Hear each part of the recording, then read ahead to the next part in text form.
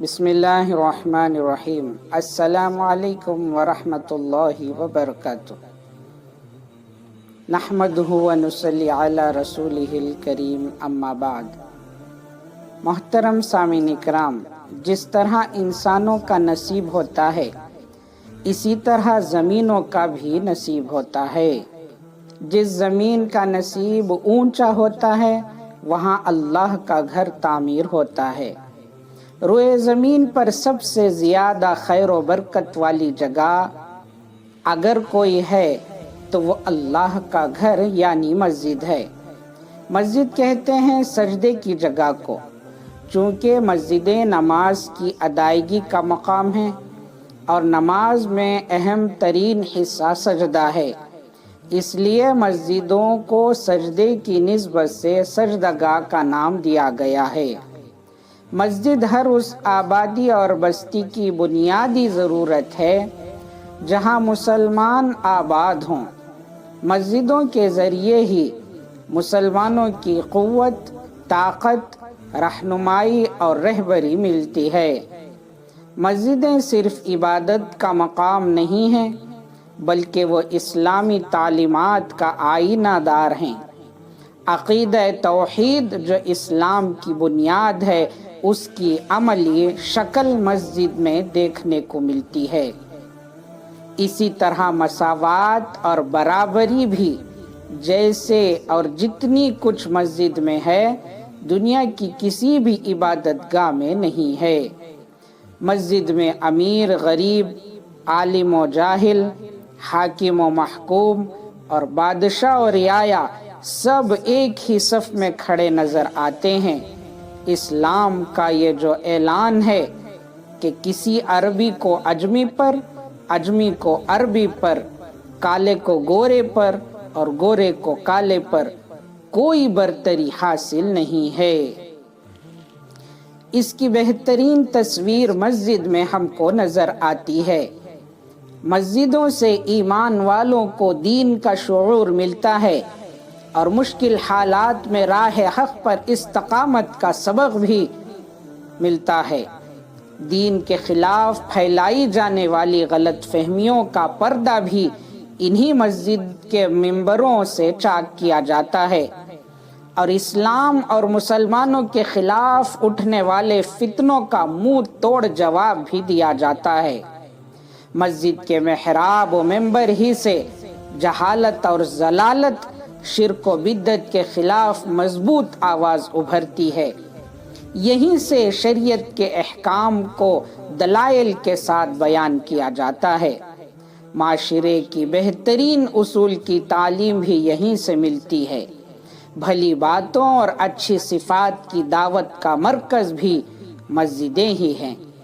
مسلم معاشرے کو جن باتوں یا جن چیزوں سے نقصان پہنچ سکتا ہے ان میں سے اکثر و بیشتر کا راستہ مسجدوں کی برکت سے بند ہو جاتا ہے۔ مسجدیں ایمان و اسلام، محبت و اخوت، عدل و مساوات، خیر خواہی اور غم گساری، صدق و صفا اور مہر و وفا کا مرکز ہے۔ اسلامی معاشرے میں ہدایت اور برکت مسجد کے ذریعے ہی تقسیم ہوتی ہے۔ اسی لیے مسلمانوں کو اس بات کا حکم دیا گیا ہے کہ وہ ہر بستی میں مسجد تعمیر کریں، اس کی خدمت کریں، اسے صاف ستھرا رکھیں اور اپنے سجدوں سے اس کو آباد رکھنے کی فکر کریں کہ جب تک مسجدیں آباد ہیں مسلمانوں کے گھر اور ان کے محلے بھی آباد ہیں، اور مسجدوں کی ویرانی مسلمانوں کے محلوں اور بستیوں اور علاقوں کی ویرانی ہے۔ میرے دوستوں، مسجدیں جہاں دین اور ایمان اور اخلاص و اخلاق کی تعلیم دیتی ہیں وہیں مسجدوں سے امن و امان اور ہر انسان کے احترام کا بھی درس دیا جاتا ہے۔ ایک ایسی افسوسناک بات ہے کہ جن مسجدوں سے امن و امان کی دعوت معاشرے میں پھیلتی ہے انہی کو فرقہ پرست عناصر ملک میں نفرت پھیلانے کا ذریعہ بنا رہے ہیں اور تاریخی حقیقتوں کو نظر انداز کر کے मुल्क की चंद मसाजिद पर कब्जे की कोशिश कर रहे हैं। पिछले सालों में बाबरी मस्जिद के साथ जो मामला हुआ और हमारे दिलों का वो जो दाग है, वो अब संभल और दिल्ली और बदायूं की जामिया मस्जिद समेत दूसरी कई मसाजिद नेज़ अजमेर की दरगाह को भी बिला वजह मुतनाज़ा बनाया जा रहा है और मीडिया के जरिए पूरे मुल्क में गलत फहमी फैलाई जा रही है। 1991 में इबादतगाहों के तहफ़्फ़ुज़ के सिलसिले में बनाए गए कानून को नज़रअंदाज करके अदालतें भी ऐसे फैसले दे रही हैं जिनसे कानून की बालादस्ती मुतासिर हो रही है। पिछले दिनों संभल की जामिया मस्जिद के सिलसिले में निचली अदालत का जो रवैया सामने आया, वो जिस तरह बेबुनियाद चीज़ों को अहमियत देकर फौरी तौर पर सर्वे की इजाज़त दी गई, इसकी वजह से अदालतों के वक़ार पर असर पड़ा है। न सिर्फ मुसलमानों बल्कि मुल्क के इंसाफ पसंद बाशिंदों का भी ये एहसास है कि फ़िरक़ा परस्त अनासिर और बिला वजह मसाजिद के मामलों को तूल दिया जा रहा है, इसके ज़रिए नफ़रत का माहौल कायम कर रहे हैं। असल में एक ये सोचे समझे मंसूबे के तहत झूठी बातें फैलाई जा रही हैं और इस बात की कोशिश हो रही है कि मीडिया की ताकत के जरिए झूठ को सच करार दिया जाए। मुसलमानान हिंद का ये एहसास है कि हुकूमत वक्त के ऐसे नाजुक और हसास मामले में खामोशी मुजरिमाना फेल है। हमारे मुल्क में जमहूरी हुकूमत कायम है। जमहूरी हुकूमत का फ़र्ज़ है कि वो हर मज़हब के मानने वालों की रियायत करे, उनके मजहबी मकामात की हिफाजत करे और वो दो घरों के दरमियान कोई मुतनाज़ा ना पैदा होने दे।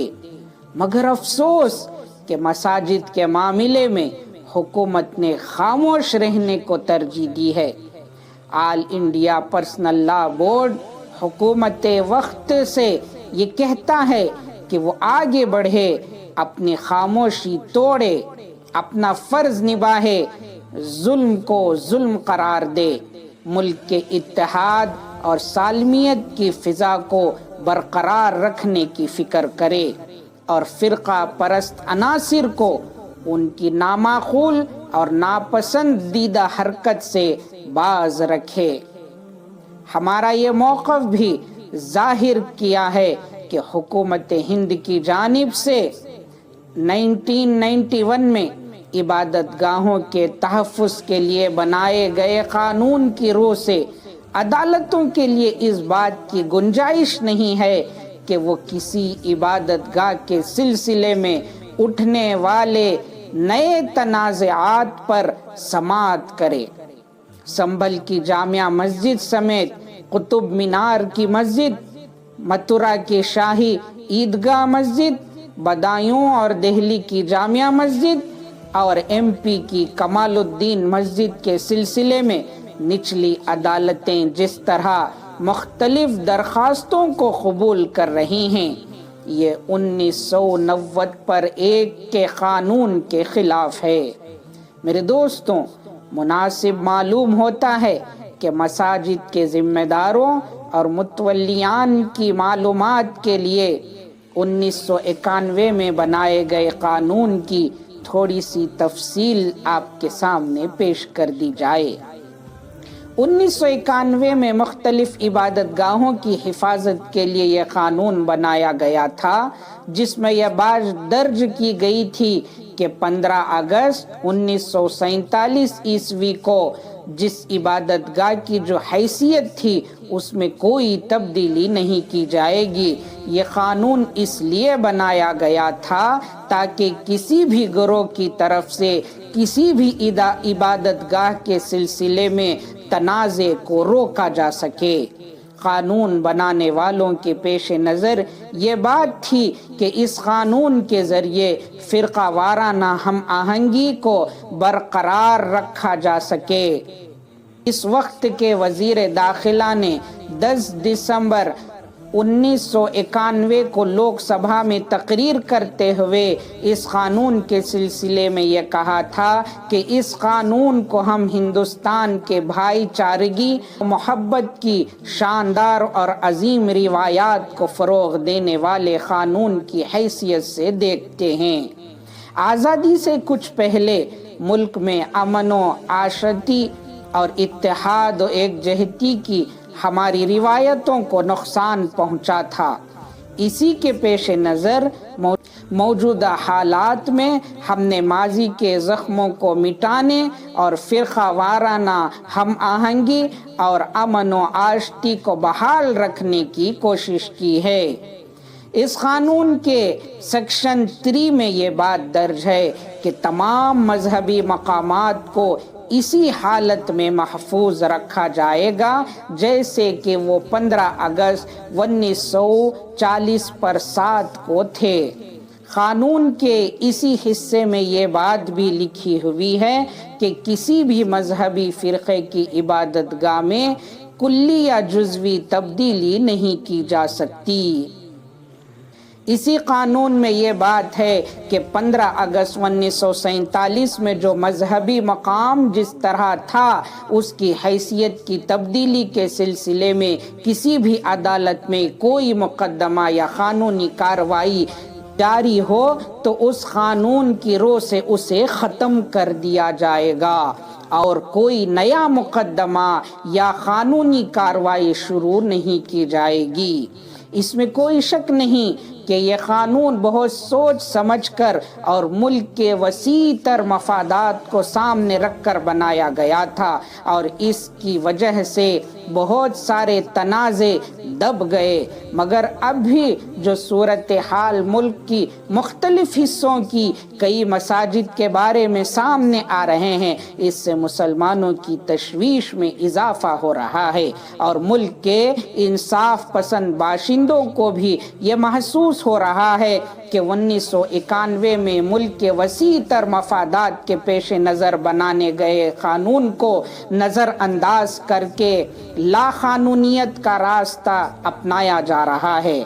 ہمارا صاف صاف یہ کہنا ہے کہ ملک اسی وقت ترقی کر سکتا ہے جب یہاں بسنے والوں کا آپس میں تال میل ہو اور ایک دوسرے کے مذہبی احساسات اور جذبات کا پاس اور لحاظ رکھا جائے، نفرت کے بجائے محبت کو فروغ دیا جائے اور اس بات کی کوشش ہو کہ دستور میں دی گئی آزادی کے مطابق ہر شخص اپنے مذہب، تہذیب اور زبان کے اعتبار سے اور اس بات کی کوشش ہو کہ دستور میں دی گئی آزادی کے مطابق ہر شخص اپنے مذہب، تہذیب اور زبان کے اختیار کرنے میں آزاد اور خود مختار رہے۔